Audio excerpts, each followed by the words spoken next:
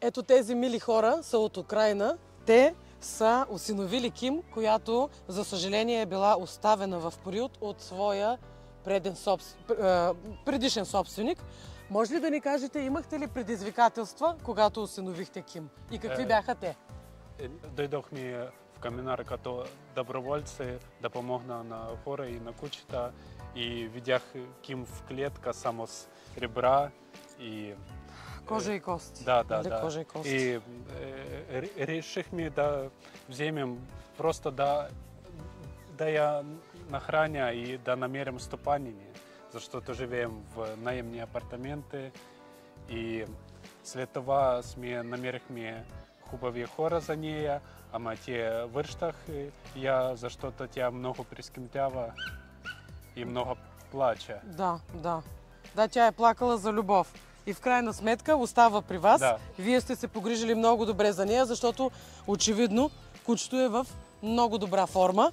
Щастливо е. Допреди малко бяга тук из полянката. Много е добричка и е намерила своите хора, въпреки че те не са от България и живеят под наем. И имат свое куче, преди това осиновено. Ние дойдохме в България с двете кучета. Една почила и сама буханчица сега и Ким. И сега вече са приятелки. Да. Искате ли някакви спомени така да споделите в началото, като сте прибрали при вас, тя как се е държала? Ако стопанка на апартаменти знае код тя правила, би живее на улицата. Защото тя първите дни изсакала, изпикала всичко, защото тя нямала навици, може би. Не, мисля, че тя от клетка имах стрес, защото в приюте животът е лошо. Не хранили кучета половин година и тя не знае къде прави тези неща и тя и скачи на маса, и стои на маса.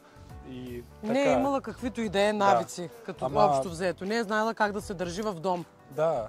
Но след връщане тя не прави нищо. Да. Малко по малко тя се е научила. Да. Как се разбираш с другото куче? Добре, защото другото куче е меланхолик. Скажи. Да, спокойно. Абсолютно няма проблем.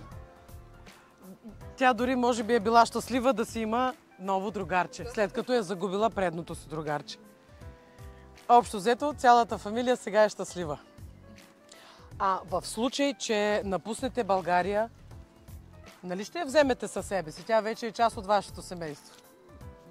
Да, не бихте я върнали. Разбира се, но няма път за връщане в Украйна и за това. Да. Ще бъдем... Просто искаме да кажем, че в случай, че ви се наложи някъде да се преместите, няма да я изоставите. Тя вече е част от вашето семейство. Разбира се, ние сме с буханчица направихме 15 000 километров. Да. В Португалия и да. Ето това е доказателството, че има хора, които наистина обичат своите домашни любимци и за нищо на света не биха ги изоставили, както би трябвало да е. Да, и буханка от Украйна с нами пристигна. Да, но кога тя беше в Каминар, то абсолютно няма никаква порода, то просто главата и кости беше. Абсолютно неприличие ни на кой. Добровольци нам казали, че други хора виждах я и исках да вземать, но тя не излизала ни такой, и когда ние пристигнали, тя излизала и дала лапу. Браво. Значи тя е избрала вас.